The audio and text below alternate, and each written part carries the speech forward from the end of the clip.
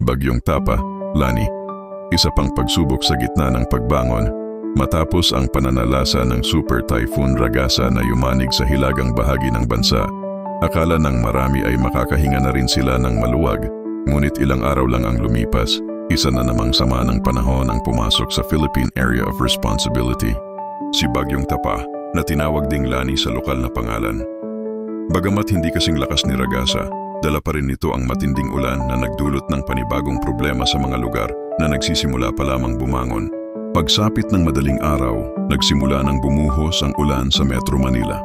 Sa unay banayad lamang, ngunit makalipas ang ilang oras ay tila walang patid ang bagsak ng ulan kasabay ng malakas na hangin. Ang mga lansangan na tuyo pa kahapon ay unti-unting nilamon ng tubig.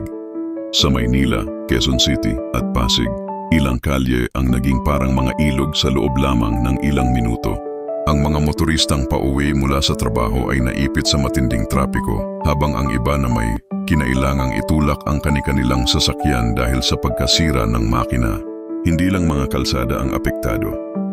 Sa mga mabababang lugar ng Marikina, Malabon at Caloocan, muling binalikan ng takot ang mga residente.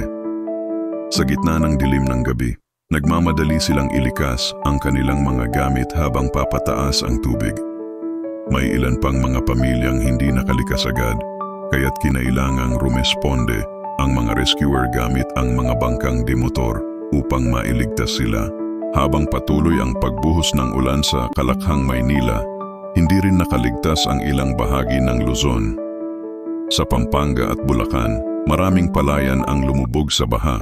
Isang dagok na naman sa mga magsasakang aasa sana sa ani matapos ang pinsala ni Ragasa. Sa Baguio at iba pang bahagi ng Cordillera, nagdulot ng landslide ang walang tigil na pag-ulan, dahilan upang pansamantalang isara ang ilang pangunahing kalsada. Isa sa mga nakababahalang epekto ni Tapa ay ang mabilis na pagtaas ng tubig sa mga ilog.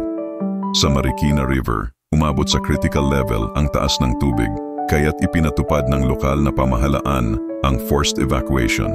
Sa gitna ng ulan, baha at pangamba, makikita rin ang malasakit ng mga Pilipino. Kapitbahay na nag-aalok ng matutuluyan, mga volunteer na namimigay ng pagkain, at mga rescue team na hindi alintana ang panganib upang makapagsalba ng buhay. Ayon sa Pag-asa, bagamat hindi kasing lakas ni Ragasa si Tapa, ang matagal nitong pagbabad ng ulan ay nagdulot ng malawakang pagbaha. Isa itong paalala na kahit hindi malakas ang hangin, ang ulan mismo ay maaaring magdala ng malaking pinsala kung hindi mapaghahandaan. Sa paglabas ni Tapa sa bansa makalipas ang 3 araw, naiwan nitong muli ang marka ng kanyang pagdaan, mga kalsadang puno ng putik, mga bahay na kailangang ayusin, at mga pusong kailangang palakasin. Ngunit sa kabila ng lahat, nananatili ang katatagan ng bawat Pilipino.